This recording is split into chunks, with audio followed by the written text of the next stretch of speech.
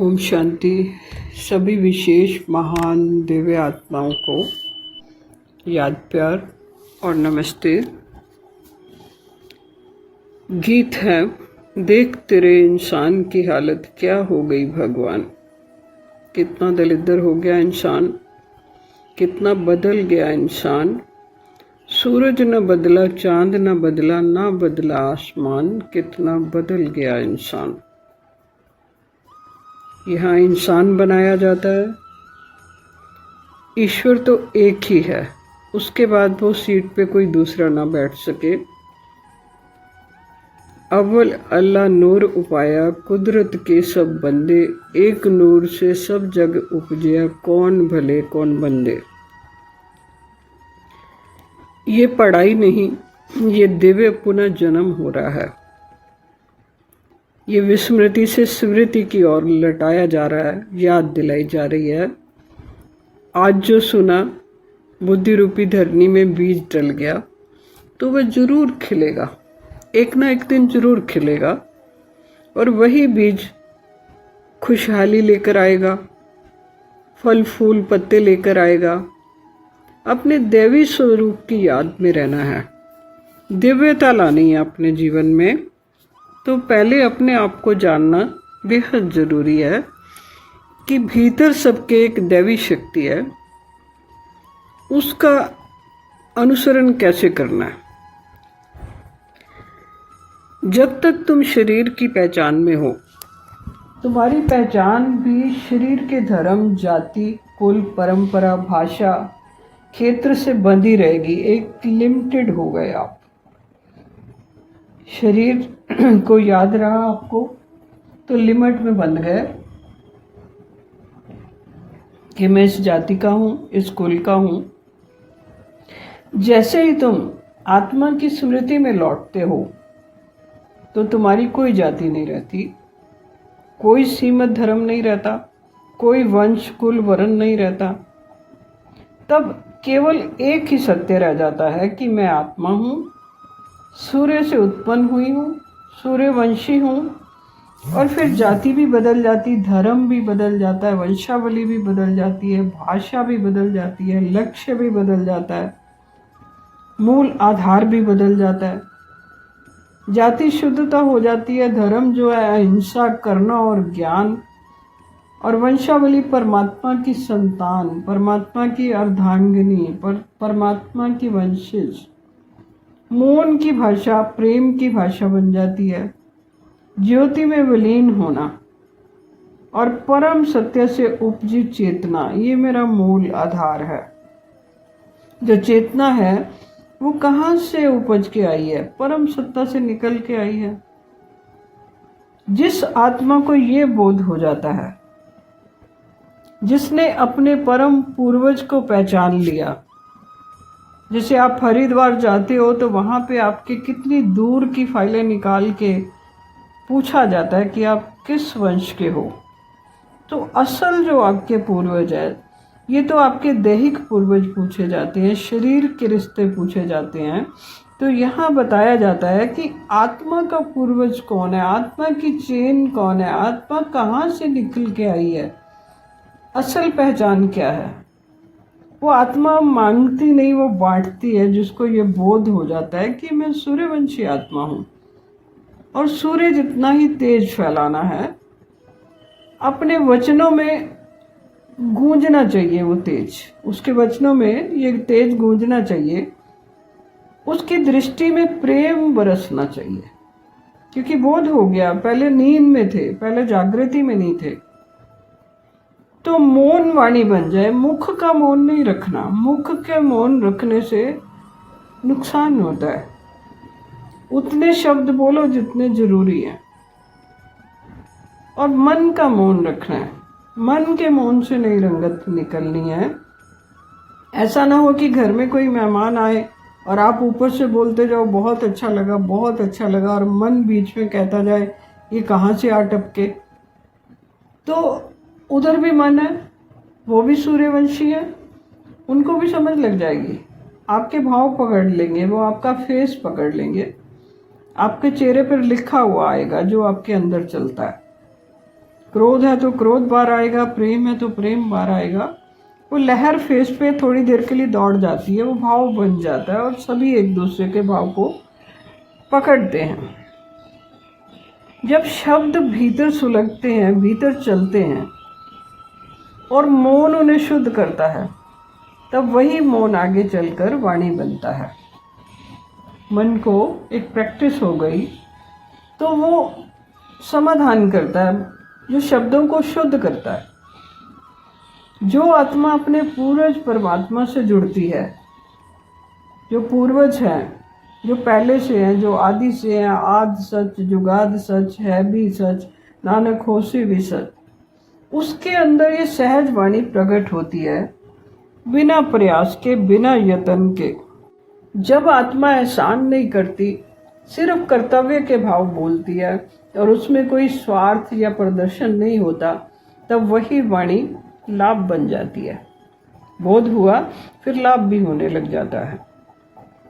उसकी भी एक झलक कैसी होगी कि ना मैं ब्राह्मण हूँ, ना क्षत्रिय, ना शूद्र, ये मन में याद रखना है आपको, ऊपर नहीं बोलना। ना मैं स्त्री, ना मैं पुरुष, ना कोई शरीर, मैं प्रकाश की संतान हूँ, प्रकाश हूँ, सत्य हूँ, सत्यम शिवम सुंदरम बोला गया। मैं सत्य की संतान हूँ।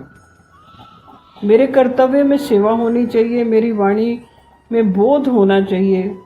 अब मैं मांगती नहीं, मैं बांटती हूँ, समय भी बांटती हूँ, प्रेम भी बांटती हूँ, सहयोग भी बांटती हूँ। अब मैं चलती नहीं, मैं जगा देती हूँ। आत्मा को ऐसे बोध होना चाहिए, ऐसे प्रेरणा मिलनी चाहिए अपने आप से कि जहाँ मैं हूँ वहाँ अंधकार नहीं रुकता। मैं आत्मा हूँ, तेजस्वी, तृप्त और मुक्त अवस्था वाली आत्मा हूँ। तो उसकी वाणी जो है तेजोमयी बन जाती है। आत्मा को एहसास रहना चाहिए कि मेरी जाति प्रकाश है, मेरा धर्म सत्य है, मैं आत्मा हूँ। बस ये 3 चीजें, 3 लाइनें पक्की करके रख लो।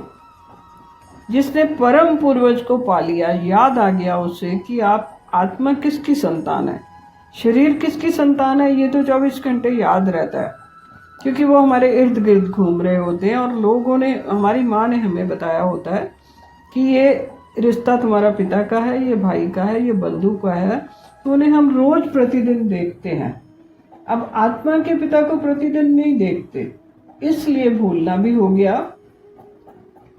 मैं देह नहीं चेतना हूँ, मेरे कर्तव्य में सेवा है, मेरी भाषा में मौन है। ऐसे बोध को पकड़ के रखना है। तेजोमयी आत्मा ना मांगती है, ना रोकती है, वो सिर्फ जागृत करती है। शब्द वही बोलो जो आत्मा को हल्का कर दे, देह का भान नहीं बढ़ाए। जहाँ आत्मा स्मृति में रहती है वहाँ कोई जात पात होता ही नहीं। जो आया सो मेरा। कर्तव्य में रमने वाली आत्मा की, परमात्मा की, जो कर्तव्य में रहती है आत्मा, वह परमात्मा का वंशज कहलाती है। जैसे कभी कोई कहानी कथा में बताया जाता है कि किसी एक व्यक्ति ने गरीब की, छोटे बच्चे की मदद करी, उसको जूते ले दिए, ऐसी कई कहानियां हैं। तो वो पूछता है कि आप भगवान हो? तो व्यक्ति कहता मैं भगवान नहीं हूं। तो कहते भगवान के मित्र होंगे। तो ऐसा भाव सबको समझ आने लग जाए।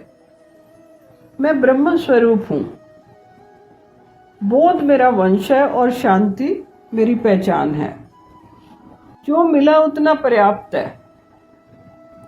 मैं अपने पूर्वजों से मिला, अब और कुछ नहीं चाहिए। बोध हो गया तो देह छूट जाती है ऑटोमेटिकली। देह का भाव छूटता जाता है। ऐसे नहीं कि शरीर छूट गया, मर गए। देह की वो जो पहले भावनाएं उठती थी कि देह को संवार लूं, सजा लूं, उसी पे सारा समय व्यर्थ होता था, वो भावना से मुक्ति मिल जाती है। इसे कहते हैं जीते जी मुक्ति, जीवन रहते मुक्ति। तृप्ति होने लग जाती है। मौन, प्रेम और प्रकाश, ये तेजोमयी आत्मा का धर्म बन जाता है। बस आत्मा की स्मृति फूल जैसी हल्की, ना वरण चाहिए, ना कुल चाहिए। वहीं से वाणी तेज बनती जाती है, प्रकाश से भरी होती है, वही आत्मा मुक्त होती है। शुद्ध चेतना ही मेरी जाति है। मुश्किल नहीं है ये याद रखना। कि मैं सूर्यवंशी हूँ, सूर्य कुल की हूँ और जिसकी 10 दिशाओं में ख्याति फैली हुई है, मैं उससे निकला हुआ कण हूँ। और मेरा कुल कौन है? परमात्मा। अब जागृत आत्मा के कर्तव्य क्या हैं? मैं कौन हूँ? इस प्रश्न का उत्तर सदा स्मृति में रखना, विस्मृति को हटाना, स्वयं को देह के साथ साथ चेतना स्वरूप भी जानना, यही पहला कर्तव्य है। इसकी स्मृति हमेशा रखनी कि हम दो हैं, एक ड्राइवर है, एक रथ है या गाड़ी है या मोबाइल है। जैसे दो की स्मृति आएगी तो उसमें फिर छांटना आसान हो जाएगा। जहाँ जाओ वहाँ शब्द से नहीं, स्थिति से रोशनी देनी है आपको। भय, क्रोध, दोष नहीं फैलाना, दुविधा नहीं फैलानी, केवल शांति की लहर। अंधकार नहीं बांटते फिरना, बांट लिया जितनी देर बांटना था। अज्ञानता में अंधकार ही बढ़ता है, अब प्रकाश फैलाना है। किसी को छोटा बड़ा नहीं मानना, अपेक्षा नहीं करनी, बोध बांटना है, सेवा करनी है। उपकार से सेवा नहीं करनी, एहसान नहीं करना किसी के ऊपर, बोध से सेवा करनी है। वाणी बोलो तो ऐसी जो आत्मा को उसके स्वधर्म में टिका दे, आत्मा बना दे, तर्क नहीं, तृप्ति दे। ये जागृति आत्मा की भाषा है। मौन की भाषा से वाणी में तेज आता है। अपनी वाणी में तेज भरना है, ना प्रशंसा से फूलना है, ना निंदा से मुरझाना है। दृश्य को देखकर विचलित नहीं होना, ये साक्षी भाव में जीने का कर्तव्य है। समतव भाव में रहना है, समान रहना है। सबको देह के वस्त्र से नहीं, रूह की रोशनी से पहचानना है। स्त्री पुरुष धर्म जाति सब देह के भेद हैं। आत्मा को आत्मा जानना ही ईश्वर दृष्टि है। शरीरधारी नहीं, आत्मा पहचानना। शरीर तो सबके पास एक सा है, 2 हाथ हैं, 2 पैर हैं, 2 किडनी है, लीवर है, हाँ, सब कुछ बराबर है, कहीं कुछ अंतर नहीं। और आत्मा भी इसी तरह बराबर है, ना पहचान पाने के कारण उसमें अंतर है। जाग चुकी आत्मा का कर्तव्य है कि हर कर्म पहले परमात्मा को अर्पित करना, कि तुम करवा रहे हो, तुम कर रहे हो। जब जो बोले उसमें उसकी छाया झलके। परम पिता के संबंध में रहकर कार्य करना है। हर बात अंतर आत्मा से पूछ कर करनी है, तब कहेंगे सही सही संबंध जुड़ा। जैसे दिया जलने के बाद अन्य दियों को जलाता है, वैसे ही जागृत आत्मा का कर्तव्य है कि दूसरों की चेतना भी जगा दे। जो आत्मा जाग चुकी है उसका सबसे बड़ा कर्तव्य है कि स्वयं उदाहरण बनना है। तब मौन ही उपदेश बन जाता है। बोलना नहीं, अब बन जाना है। जो आत्मा स्वयं नहीं जगी वह सेवा नहीं कर सकती। बिना पहचान के सेवा नहीं, बिना बोध के ज्ञान किसी को देना ही नहीं। अगर आपको कोई प्राप्ति नहीं हुई, आपको कोई लाभ नहीं हुआ, आपको बोध नहीं हुआ, तो आप यूं ही बांटते जाओगे तो व्यर्थ है। जाग चुकी आत्मा की अलग से पहचान बन जाती है, किसे क्या देना है, कब देना है और कितना देना है।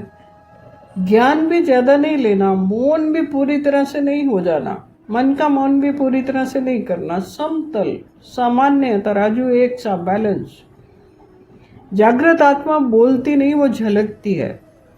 वो समझाती नहीं, बस उपस्थित रहती है। और उसकी उपस्थिति ही सबसे बड़ी सेवा है। मन स्थिर, वाणी निर्मल और हृदय शांत हो जाता है। कोई भी परिस्थिति उसे भीतर से हिला नहीं सकती। लाभ है ये, अखंड शांति की प्राप्ति हो जाती है। प्रेम बांधता नहीं, बहता है।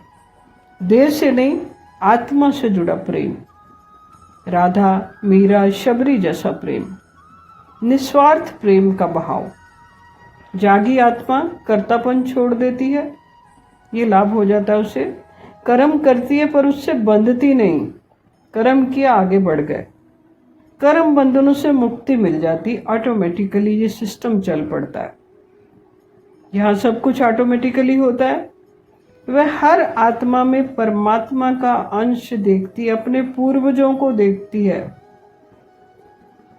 इसलिए द्वेष, आलोचना, भेदभाव रह ही नहीं जाता। सर्व स्नेह और स्वीकार का अनुभव करने लग जाती है।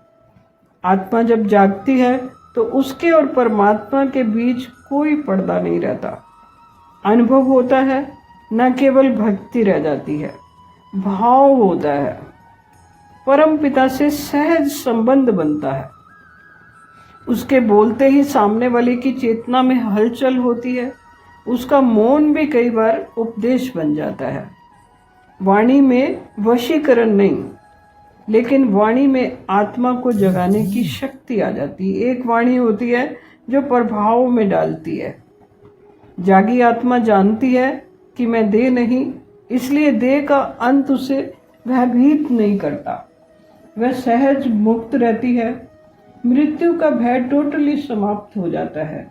किसे बोलना है, कितना बोलना है, कब मौन रहना है, ये त्रिव्य विवेक और स्पष्ट दृष्टि उसके पास आ जाती है।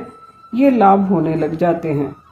ये सूक्ष्म दृष्टि निर्णय जागी हुई आत्मा सहज से करती है। वह स्वयं को पूर्ण अनुभव करती है और इसलिए ही वो बांटने वाली सतगुरु स्वरूप बन जाती है। आत्म तृप्ति और दूसरों को तृप्त करने की योग्यता आ जाती है। ये सभी कर सकते हैं, ये पुरुषार्थ है।